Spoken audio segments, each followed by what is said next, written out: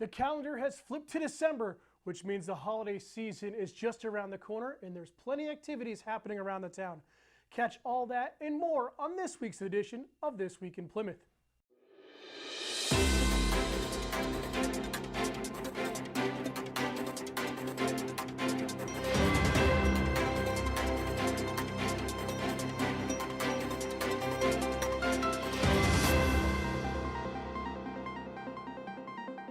And welcome to This Week in Plymouth. I'm your host, Dan Salzer from Pemmy Baker TV, and let's catch you up on all the talking points from around the town. It's budget season, and on November 21st, the Plymouth Select Board held their first budget hearing for the next fiscal year. With a focus on the tax rate, there was a lot of back and forth during the meeting for the presenting departments to help the taxpayers as much as possible. This past Monday, the Select Board held a regular meeting, and it was an eventful meeting as well, with the board entering a heated discussion about choosing the next power supplier for the town and deciding to not continue forward with a solar array project due to the cost at this time. Straight into New Hampshire Electric Company and some discussions around rates and the relation therein to whether or not we have solar power and such. And what I'm hearing is that if what you're suggesting could be the case, then we should scrap the solar array project. We should sign a deal with People's Power Choice and get this rate and not the more expensive rates, because we as a town are going to end up paying more for power and losing money on having an array. I mean, if what you're suggesting is correct, then I am not in support of a solar project this evening. And I will, that's my own personal perspective, the rest of the board has a vote, I'll be suggesting that we go with People's Power Choice at 10 cents a kilowatt hour and no longer support a solar array project, if what you're suggesting is true. And because I would second quarter, Which a part quarter of sell back on power is not a good enough profit margin. If we have to pay 16 cents and then we're going to earn, less than that on our payback, like all of the finances, all of the math on this starts to unravel. And I know it's a lot of like voodoo economics in what's being suggested here, and I don't support it. If we can buy power at 10 cents and we can sell back power at whatever the going rate is to the electric company, I'm in. I support it. The other situation, it's not efficient. It puts us in a really bad situation. We have to make a decision either way, and with the information at hand, I agree with Zach. So what if you just went with the co-op for now until we sorted out whether what Co-op's going Bill to charge said- us 16 cents a kilowatt hour. We can sign a deal to do 10 cents. We're going to pay 60% more? For a temporary? 60% more for a temporary solution?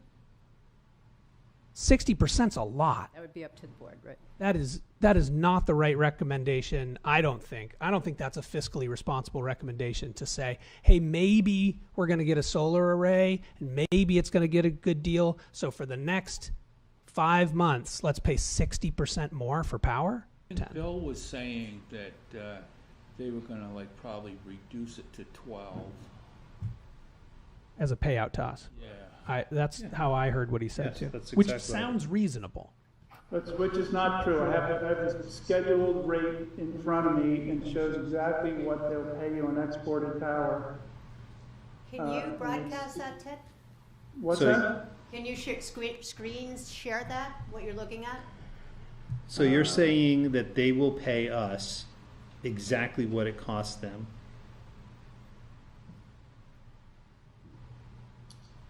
Well, it's a little more complicated than that. The total amount they're paying you is based on. Make it simple. Make it simple. I don't care how complicated it is, I want to have a simple understanding. This sheet is easy to understand. Put it in that context. If you're going to say it's complicated, then it makes it hard for us to make a decision to go for a solar array. Period. The reality is we're going to have to be able to explain, if this project's going to go forward, we've got to be able to confidently explain this to the taxpayers at town meeting in 15 seconds.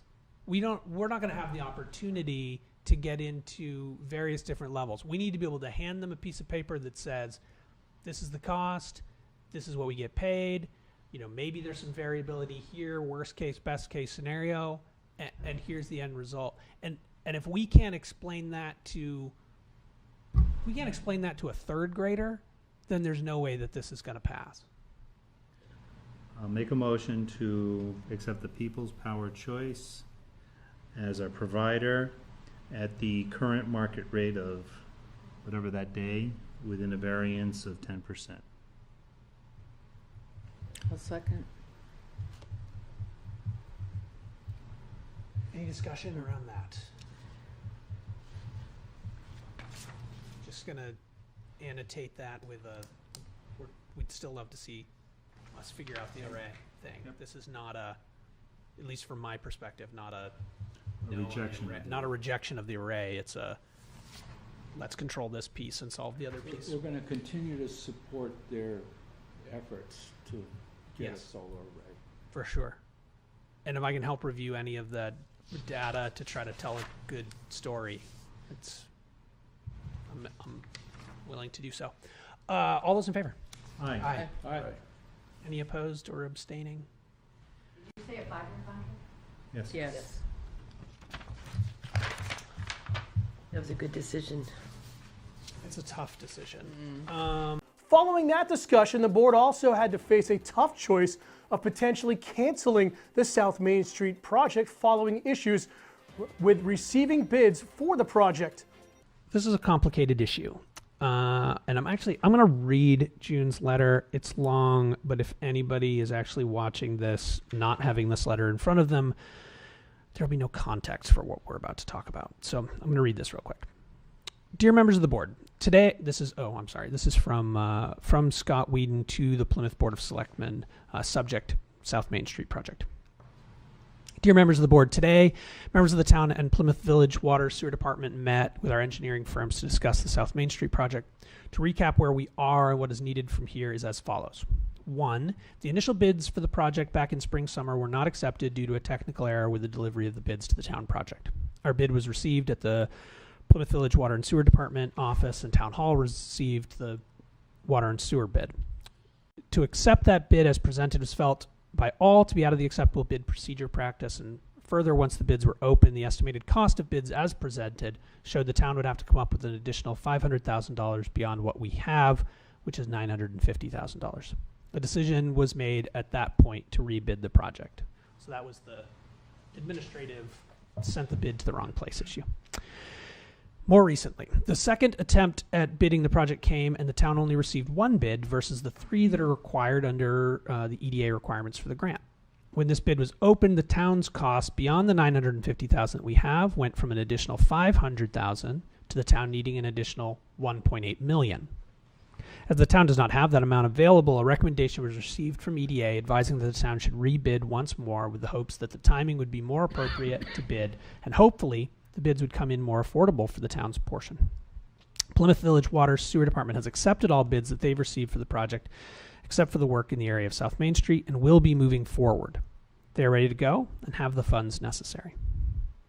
The decision to reject the second bid was based on the advice of town engineer and EDA that bidding that time of year was not good, summer, fall, and EDA advised we just had to have 3 bids.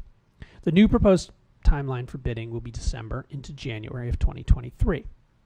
So where do we go from here? The only way that we are potentially going to be able to have the additional funds available for the project, which this time is estimated to be $1.8 million based on the second bid round, is to place a bonding warrant article on the 23-24 warrant to allow the board the ability to bond up to the worst case scenario amount of $1.8 million.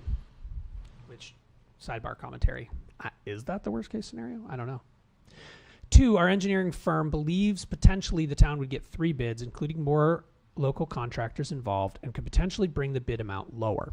If when the bids are open in February, the amount that is needed is actually less than the proposed bond amount we have in the warrant article, the board would have the ability on the floor of town meeting to reduce the amount needed for the bond. However, waiting until the bids come in does not allow us to follow through on the procedures to acquire borrowing authority, holding a public hearing for the bond in early January, in preparation for the 23-24 town meeting, which is on March 8th, 2023. Remember, your authority to borrow can always go down. You cannot go up on the floor of town meeting.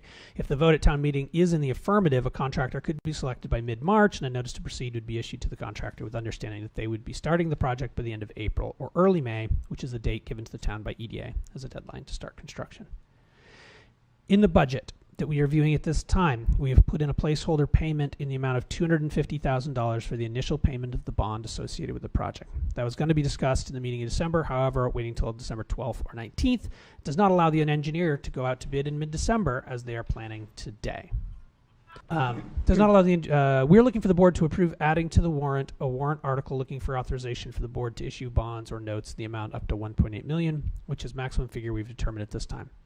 Once the board makes the decision to either put a warrant article on the warrant for this amount or not, we ask the chairman to send an email to June, Hammond, Rowan, and copy myself and Ann Bear on that email to let all of us know what the decision of the board will be.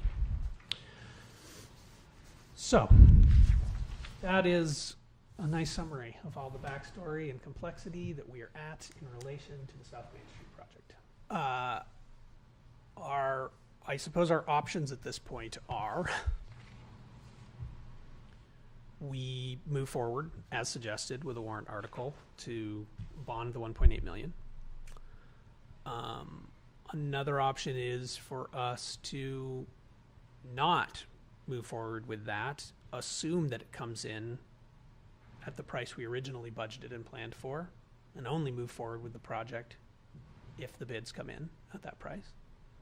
Or 3, say, nope, return. We're not going to do this project at all. We're not going to replace the stormwater drainage, any of it, and defer this project to a future development cycle. So do we actually have to go to 1.8? No, we can go to wherever we want. That's what they But recommend. if we don't go to 1.8 and that's our only option that comes in, then we're locked in to having no options. I mean, there's always the general fund. We wouldn't be able to Which do the doesn't have a job. lot in it. Wouldn't be able to do the job. Right. I mean, I sure hope it doesn't come in at 1.8. I'll make a motion that we put a warrant article out for the sum of 1.8 in hopes that we don't necessarily need to use it all. Second. Any more discussion on that particular motion? All those in favor? Aye. Any opposed? That one's going to be uncomfortable. Yes, it is. Later in the week, on Thursday, December 1st, the planning board met at Town Hall. Starting things out, the board granted both a 2-year extension and a waiver for the site review regulations to the Riverside Landing LLC, who have been coming close to their deadline. New business. We have extension and waiver requests from Mike McGinley and Riverside Landing, and I believe also the Rap City site. Yeah, so we do have 2 requests, and perhaps we could start with Riverside Landing. And so we do have, as June mentioned, a request for a waiver of the abutter notifications and a request for an extension. Evening, Mike McGinley.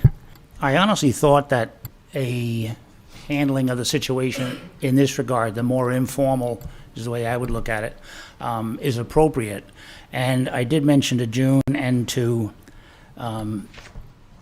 the new gentleman that the approval letters that I received for both of the projects that are now approved, namely Rap City down by Boulder Point and Riverside Landing. My approval letter, the last thing on it on one of these, and this one is on Boulder Point, it says conditional approval will expire on December 31 unless substantial progress is made on the site prior to the date. And I took that and I raised the question with Joseph and June as to whether or not I really had to go through this formal situation. Rep City's got $62,152 of substantial progress into it. I've run the water line from the highway into the site. The electricity's there, the water's there, the sewer is there. All of the permitting is in place. Obviously, we've spent monies in engineering, and we have a business that wants to come to town. So I feel as though that I certainly have done substantial justice to get to this point where I shouldn't have to go ahead. And I'm not objecting to it, and if the board wants it that way, it's fine. But quite frankly, I think maybe the board should just make a determination as to whether or not, when an applicant gets a final letter that says, unless substantial progress is made on the site prior to that date, that to me is maybe go to the planner and justify, here's what I've done, and let the planner decide whether or not that is substantial process or progress. So part of the question is, have we seen then active and substantial development, and how do we define that? I will remind the board that we do have other applications and have had other applications before us, and we do have a certain track record of how we have defined active and substantial development over time. And that includes Dragonfly, Mountain Village, and other recent proposals before us. So there's a certain importance of consistency as well, in how we define those terms. Of course, we do define them more succinctly and precisely in our new regulations, which aren't in effect for this application. We have not heard from the applicant that there are any substantial changes proposed. He's simply asking for an extension. If there were changes, I would feel more strongly about noticing the public and soliciting input. Okay, so we have a motion and a second to grant an extension for 2 years. All in favor? Aye. Aye. Aye. Okay, the extension is granted.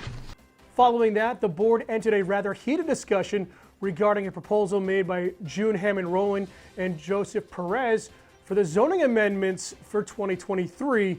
We have zoning amendments under consideration for 2023, and I believe we are in the process, or staff is in the process of finalizing the language on those.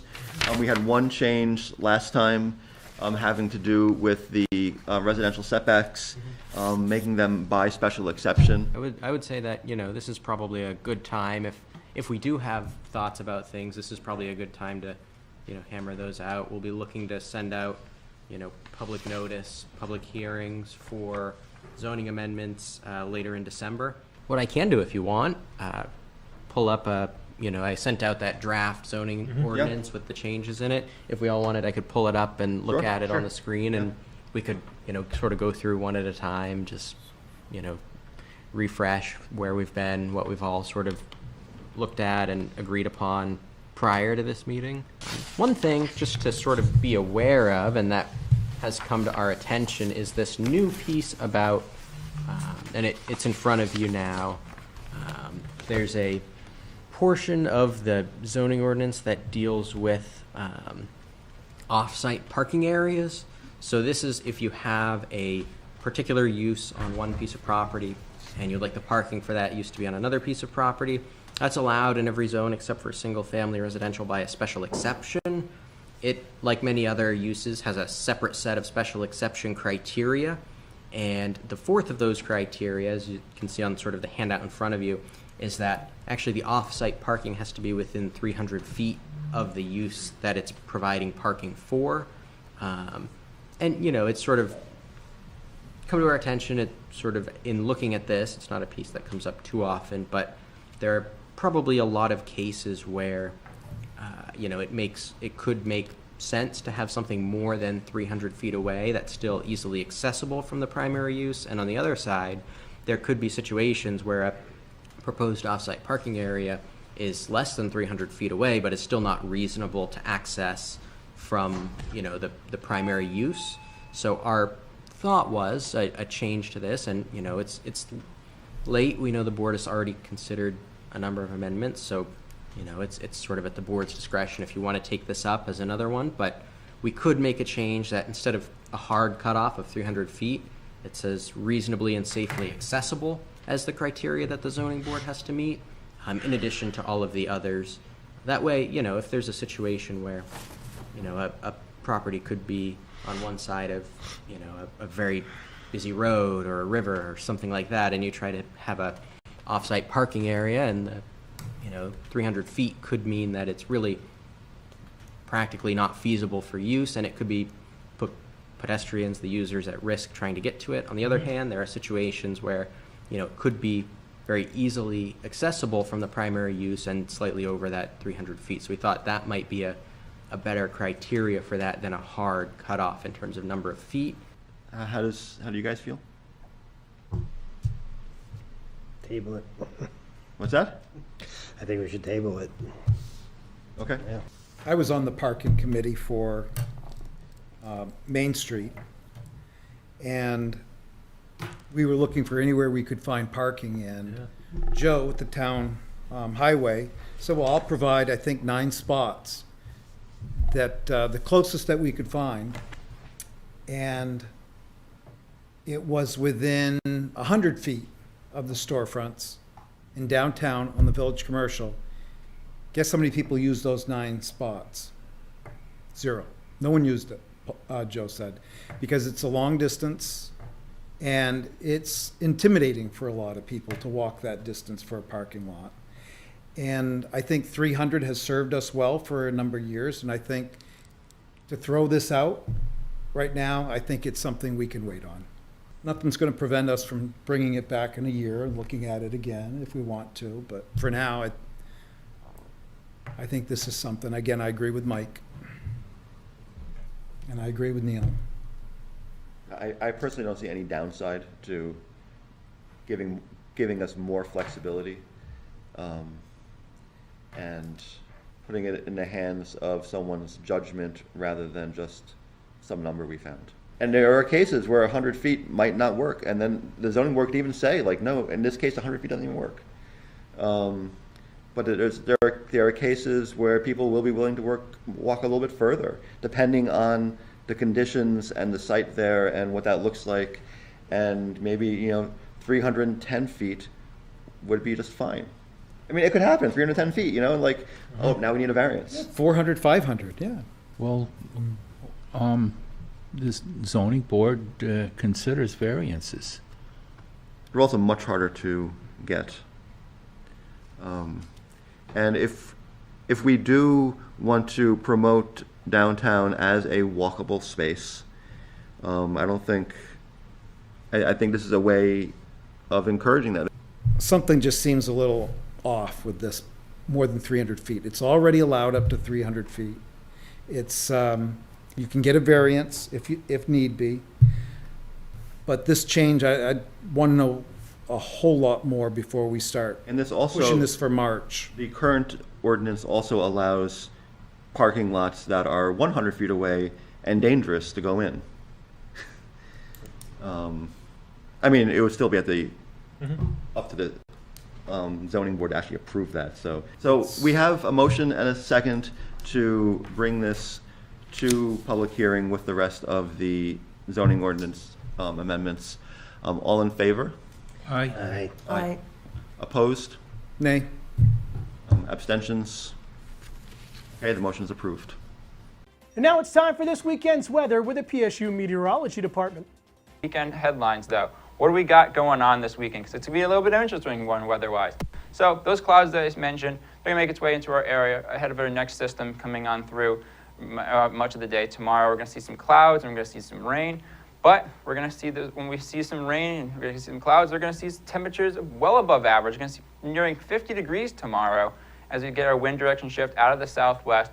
But then we have a cold front coming through late Saturday afternoon, and that's going to shift our wind direction to out of the northwest and bring some really cool conditions, really cool temperatures, and we're going to see some sun, although we are going to see some sunny conditions for Sunday. So let me time this out on your hour-by-hour forecast. So when I'm going to start, the rain's going to start around 7:30 tomorrow morning. Some of the higher elevations could see some mixing and some snow as well, but much of the low-lying elevations will see some rainfall. Now, I wanted to point out when we're going to see some moderate to heavy rain. That's going to happen around 12 to 1, maybe 2 o'clock in the afternoon. You can see these yellows, these oranges, some reds as well. That indicates some of that moderate to heavy rainfall. Now, temperatures throughout the day, we're going to see, our temperatures are going to be the warmest around 4 o'clock in the afternoon, right before the cold front comes through. Temperatures are going to be pushing again around 50 degrees for much of the Merrimack Valley. We're going to be, again, 46 degrees here in Plymouth. Again, I'm also going to see chances, another round of some heavy rain around 4 to 6 in the afternoon. Now that cold front comes through, you're going to see our temperatures drop dramatically back down to the 30s around around the early parts of Sunday morning. I also am watching a chance for some early morning snow showers. Those conditions will start to clear out as you go throughout Sunday afternoon. It's going to be a really cool but also clear day on Sunday. Now, how much rainfall am I expecting for much of the area? Around 1/4 to 1/2 inch. You could see a little bit higher if you get into some of those stronger cells that I was telling you about, but roughly 1/4 to 1/2 inch possible for much of the area. Some announcements for this week. The Plymouth Recreation Department is hosting a bus trip tomorrow to see 'Twas the Night Before by Cirque du Soleil at the Wang Theater in Boston.